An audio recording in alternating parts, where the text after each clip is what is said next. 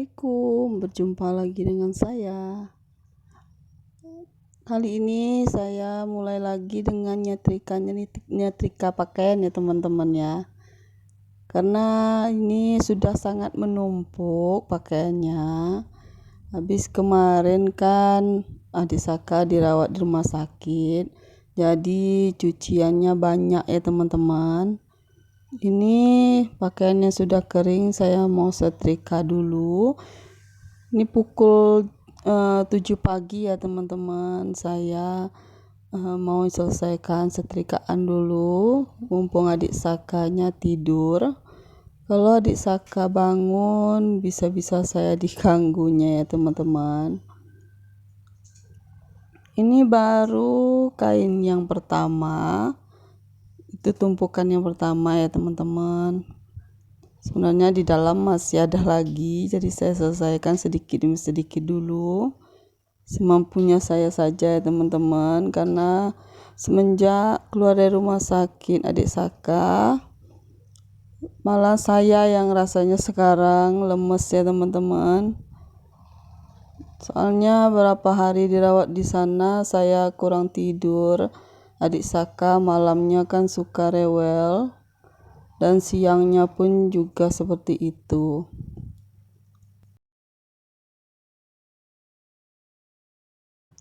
Anak-anak kalau sudah panas tinggi itu rasanya saya seperti sedih sekali ya teman-teman lihatnya. Apalagi kemarin pas adik Saka pertama masuk rumah sakit itu hampir kejang. Terus adik Saka kelihatan tubuhnya sudah membiru ya teman-teman, karena suhunya mencapai 39,3, hampir menuju ke 40 derajat. Jadi di saat suhunya hampir mendekati 40, disitulah adik Saka dia tersenyum ya teman-teman, agak ketawa gimana ya gitu ya, seperti ketawa tapi kalau dipegang kayak kedinginan, menggigil, terus ngejang-ngejang seperti itu ya teman-teman. Saya sudah trauma pertama dulu waktu adik Saka berumur berapa bulan itu ya, waktu itu pernah juga adik Saka kejang. Itu kejadiannya di rumah. Saya kira kok badannya dingin, seluruh badan dingin tapi kepalanya panas ya teman-teman. Saya pikir suhu tubuhnya sudah turun. Waktu itu saya belum ada menyediakan temperatur di rumah ya teman-teman. Terus saya pikir dia tidur itu nggak panas, kok seluruh tubuhnya dingin. Ternyata sorenya Saka mengalami kejang sampai seluruh tubuhnya membiru ya teman-teman. Dan waktu itu sore hari dalam keadaan hujan, kita bergegas membawa Saka ke rumah sakit umum daerah ya teman-teman. Sampai di rumah sakit umum barulah Saka setengah jam sudah itu baru sadar sama kita ya teman-teman. Itulah jadi pengalaman saya, sehingga kalau sekarang kalau adik Saka demam kita langsung temperatur ya teman-teman. Sediakan temperatur di rumah biar kita tahu berapa suhunya. Kalau suhunya sudah mencapai 39, kita langsung bawa ke rumah sakit dan harus kita rawat, karena dia pasti membutuhkan oksigen ya teman-teman. Kalau oksigen kurang ke otak, disitulah terjadi kejang ya teman-teman ya biasanya. Maka dari itulah kemarin adik Saka saya bawa ke rumah sakit. Tapi sampai di rumah sakit belum langsung dikasih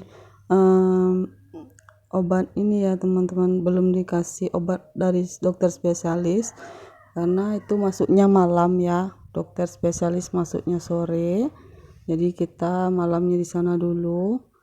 karena obat yang dikasih hanya untuk penurun panas saja, tapi panas nggak turun-turun juga. Akhirnya malam itu adik Saka hampir kejang juga ya teman-teman, dan saya minta dipasangkan oksigen segera, dan alhamdulillah adik Saka belum kejang yang begitu ya teman-teman.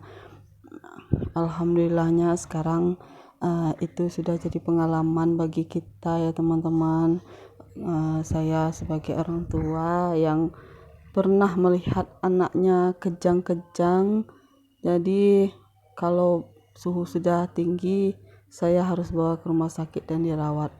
Bukannya lebay atau gimana ya teman-teman, karena saya orangnya murah trauma dengan sesuatu yang bikin saya takut berkelebihan seperti itu ya teman-teman.